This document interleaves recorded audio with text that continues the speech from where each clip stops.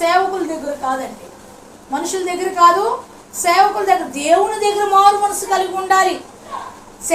సేవకులు మన వాక్యం సేవకులకి ఏం తెలుసండి, మనం ఎలా ఉంటాం ఇంట్లో. చర్చిలో మాత్రమే సేవకులు చూడగలరు కానీ ఇళ్లలో చూడలేరుగా, అవునా?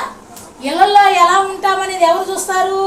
దేవుడు చూస్తాడు. ప్రతి స్థలము ఆయన కనుదృష్టి ఉంది.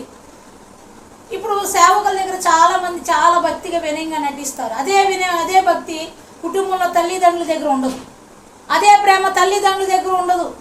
ఇదే మనసు సేవకుల దగ్గర నటించే మనసు, కుటుంబాల్లో నటించే మనసు. దేవుని దగ్గర మారు మనసు కలిగి ఉంటే ఆ మనసు ఇంట్లో ఉన్న ఒకేలాగుంటుంది, మందిరంలో ఉన్న ఒకేలాగుంటుంది, కాలేజీలో ఉన్న ఒకేలాగుంటుంది, బంధువుల దగ్గర ఉన్న ఒకేలాగుంటుంది, నువ్వు ఒంటరిగా ఉన్నా ఒకేలాగుంటుంది ఆ మనసు. ఆ మనసు మారదు. ఆ మనసు ఇంట్లో మారదు, బంధువుల దగ్గర మారదు, లోకములో మారదు. ఒంటరిగా ఉన్న ఆ మనసు ఏంటి? మారదు. ఇది ఏ మనసు అంటే దేవుని యందు మారు మనసు పొందుకునేవాళ్ళు, దేవుని యందు మారు మనసు పొందుకునేవాళ్ళు.